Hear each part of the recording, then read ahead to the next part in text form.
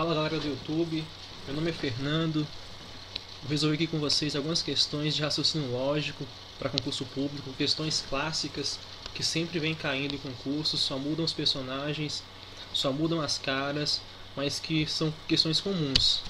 A primeira diz o seguinte: Larissa, Michele, Nádia e Olivia têm profissões diferentes.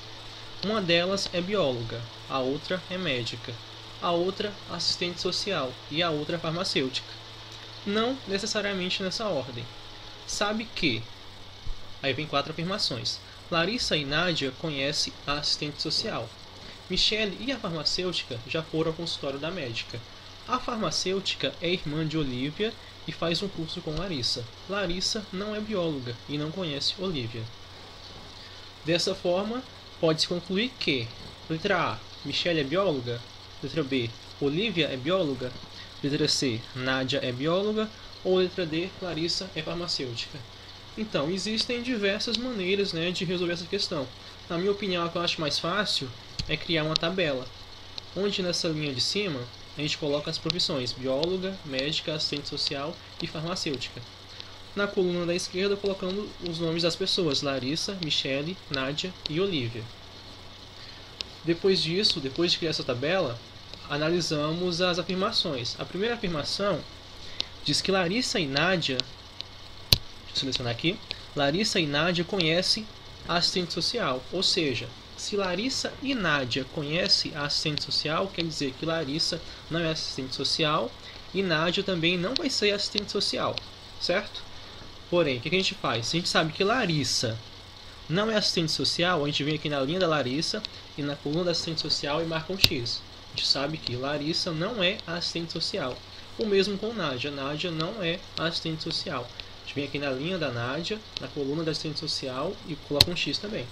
Feito isso, analisamos a segunda afirmação, que diz o seguinte: Michele e a farmacêutica já foram ao consultório da médica. Ou seja, se Michele e a farmacêutica já foram ao consultório da médica, quer dizer que Michele não é farmacêutica e a Michele também não vai ser a médica. A gente faz o mesmo, vem aqui na linha da Michele e onde tem farmacêutica, a gente marca um X. A gente sabe que Michele não é farmacêutica. E a gente sabe também que a Michele não é a médica porque ela foi ao consultório da médica. A gente vem aqui na coluna da médica, na linha da Michele e também marca um X. Feito isso, passamos para a terceira afirmação, que diz o seguinte: a farmacêutica é irmã de Olivia e faz um curso com Larissa. Ou seja, se a farmacêutica é irmã de Olivia, quer dizer que a farmacêutica não vai ser Olivia. Você vem aqui em Olivia, na linha da Olivia, onde tem farmacêutica, e marca um X. E diz também que a farmacêutica é irmã de Olivia e faz um curso com Larissa. Ou seja, a farmacêutica também não vai ser a Larissa. A gente vem aqui, farmacêutica, Larissa, e também marca um X. Feito isso, a gente conclui o seguinte: Larissa, ela não é farmacêutica, Michele também não é farmacêutica e Olivia também não é farmacêutica. Ou seja, só sobra Nádia. Então a gente pode concluir daqui que Nádia vai ser a farmacêutica. Se Nádia é a farmacêutica, quer dizer que Nádia não é bióloga e Nádia também não vai ser médica, nem assistente social. A gente pode completar com um X aqui as colunas também. Aqui. Opa.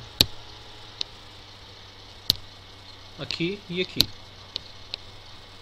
Ou seja, a gente já sabe que a farmacêutica é a Nádia.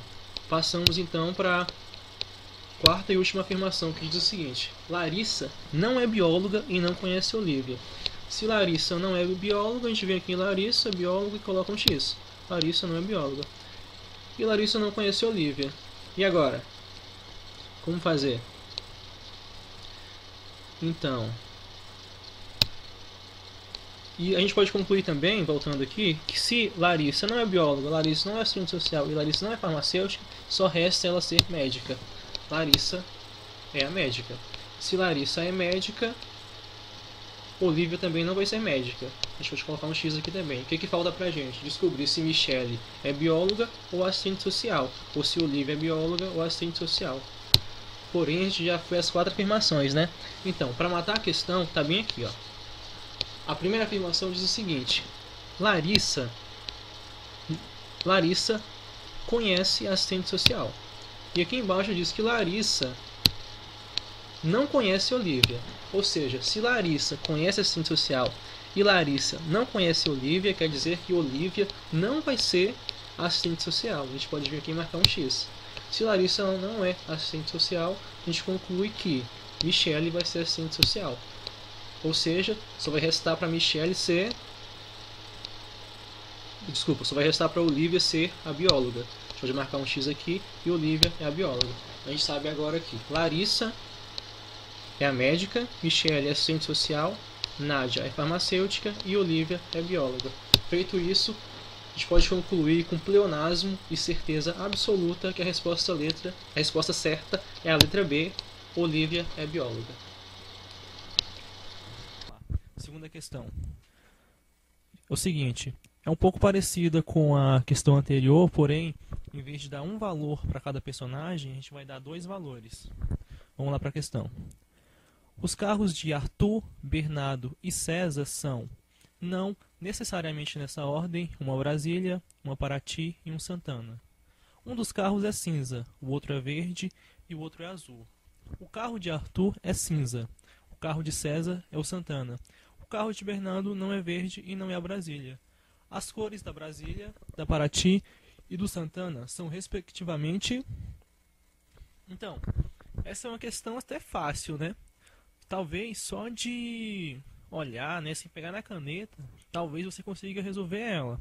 Porém, assim, a maneira que eu vou explicar aqui para vocês é bem bacana para quando vocês pegarem uma questão desse mesmo estilo, só que um pouco mais difícil, vocês saberem como resolver ela. Então, eu vou fazer da seguinte maneira. Vou fazer 3 colunas.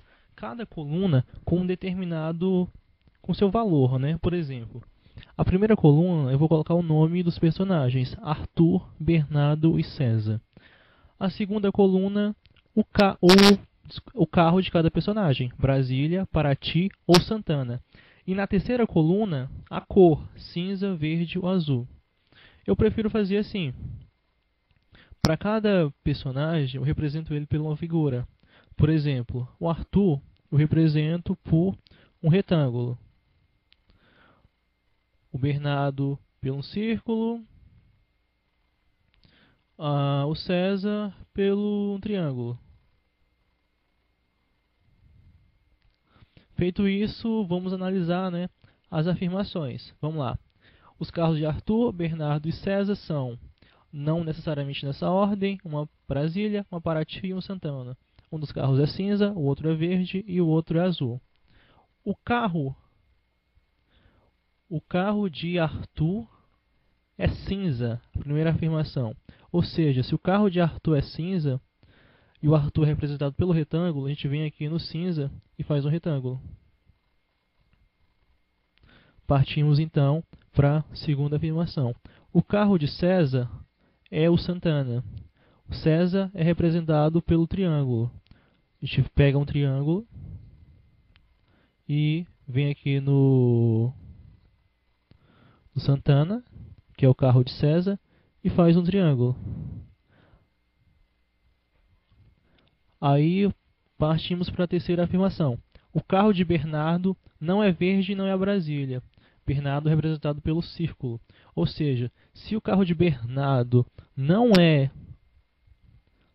verde, só resta para o carro de Bernardo ser azul, porque cinza já é o de Arthur. Opa. E diz também que o carro de Bernardo não é a Brasília. Se o carro de Bernardo não é a Brasília, vai ser a Paraty, porque o carro do César é o Santana.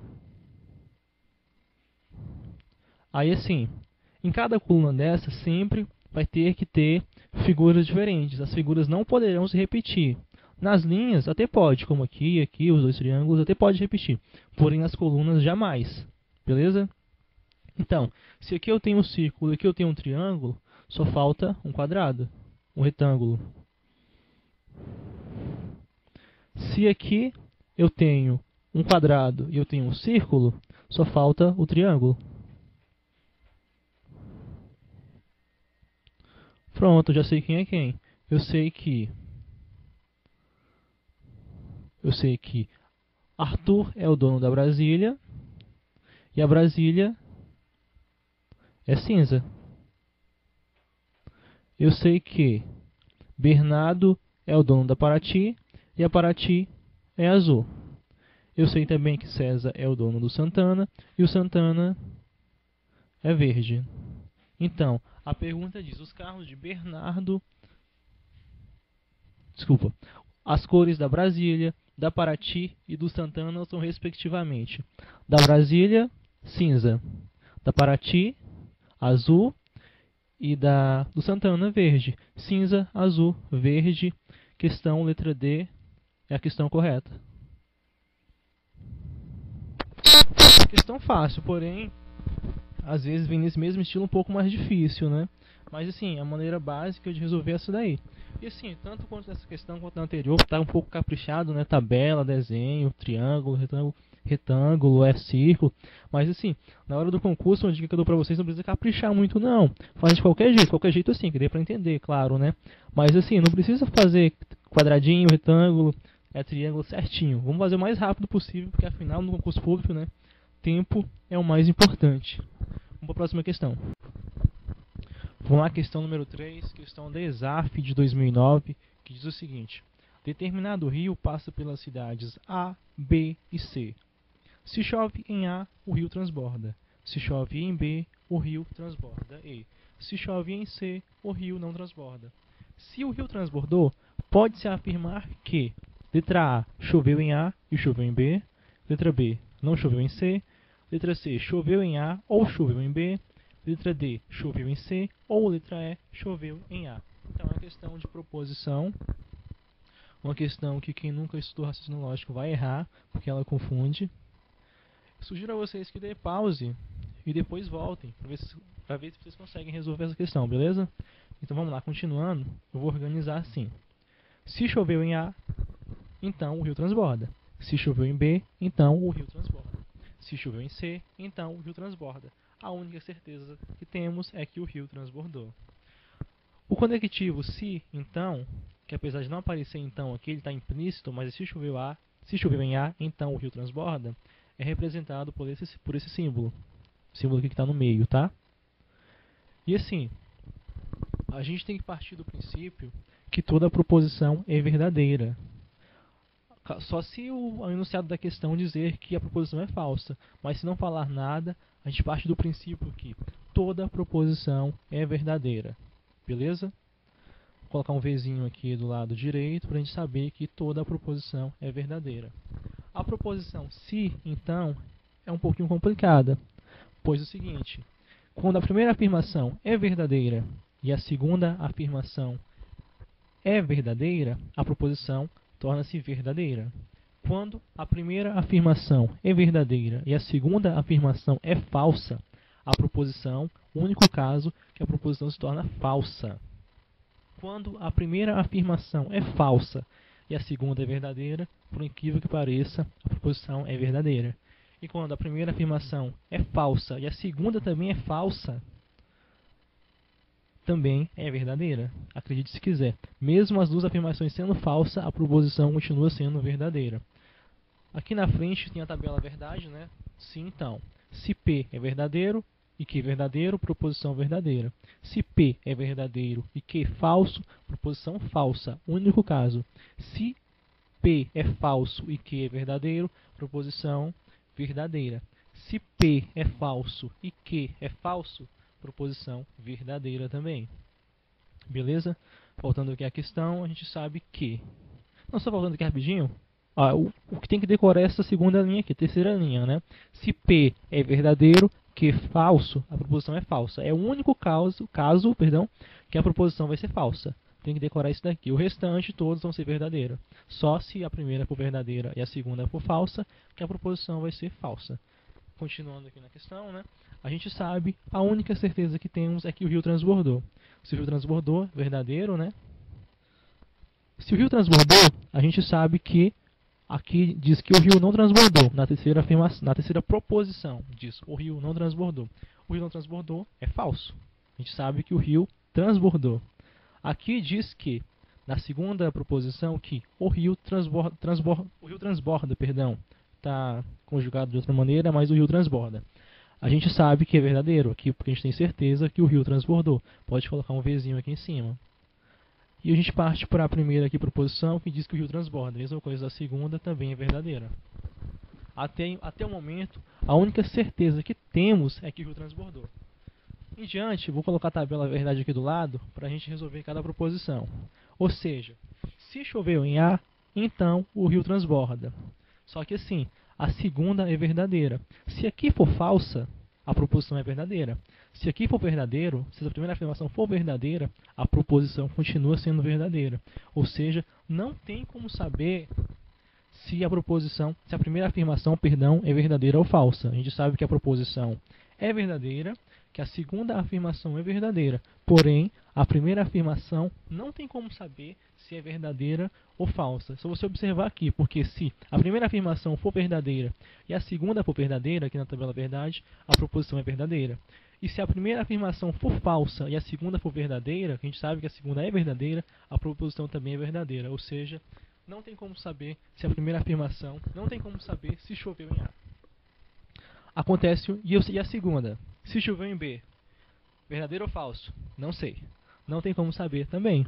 Porque, olha só, mesma coisa da primeira. Se choveu em B e for verdade, a segunda também é verdade, a proposição é verdadeira. E se não choveu em B, a proposição é falsa, mesmo sendo falsa e a segunda afirmação sendo verdadeira, a proposição torna-se verdadeira. Ou seja, tanto ela sendo verdadeira como sendo falsa, a proposição continuará sendo verdadeira. Beleza? Já no terceiro caso não. O terceiro caso é onde a gente mata a questão. Por quê? Se você colocar verdadeiro aqui, a gente observa aqui essa linha, né? A segunda linha do verdade ou falso. E é o seguinte, se a primeira afirmação for verdadeira, que nem eu falei para vocês decorarem, se a primeira afirmação for verdadeira e a segunda for falsa, que nem aqui, ó, observe, torna a proposição falsa. E a gente sabe que a proposição é verdadeira. Toda proposição, até que o enunciado diga o contrário, né, é verdadeira. Toda a proposição é verdadeira. Se a primeira afirmação for falsa e a segunda for falsa, proposição verdadeira. Se a primeira afirmação for verdadeira e a segunda for falsa, proposição falsa. A gente sabe que essa proposição é verdadeira e que a segunda afirmação é falsa. Ou seja, se colocarmos um V aqui, deixamos a proposição falsa e queremos deixar a proposição verdadeira. Para a proposição ficar verdadeira, tem que ser falso. Só observar aqui a última linha. Se for falso e se for falso, a proposição é verdadeira. Ou seja, a única certeza que temos aqui é que o rio... Deixa eu voltar, desculpa. A única certeza que temos é que o rio transbordou. O rio transbordou e que se chove em C é falso, então não choveu em C. A única certeza que temos é que não choveu em C e que o rio transbordou. Se chove em A, a gente não sabe, pode ser verdadeiro ou falso. Se chove em B, também não sabe, pode ser verdadeiro ou falso. Pode até que tenha chovido, né? Mas não tem como a gente garantir, não tem como a gente afirmar. O que a gente pode afirmar é que choveu em C e o rio transbordou. Aqui estão repetidos, né? O rio transbordou verdadeiro, certeza. O rio transbordava verdadeiro, certeza também, né? O rio não transbordou é falso, a gente sabe que o rio transbordou. E que a gente sabe que não choveu em C, porque essa proposição é falsa. Ou seja, vamos analisar aqui as alternativas. Choveu em A ou choveu em B? Voltando, não tem como saber se choveu em A ou choveu em B. E a letra B, não choveu em C. Só voltar aqui, choveu em C é uma proposição falsa. Então a gente pode responder que a resposta certa é essa daqui. Desculpa, a alternativa correta é a letra B. Não choveu em C. É a única alternativa que a gente pode afirmar, como diz aqui o enunciado da questão. Se o rio transbordou, pode-se afirmar que só a letra B, não choveu em C. É um pouco complicado, talvez vocês não tenham entendido, né, no primeiro vídeo, mas assim, qualquer dúvida, pode deixar um comentário aí embaixo que eu tento tirar a dúvida de vocês. Obrigado por ter assistido o vídeo e até a próxima.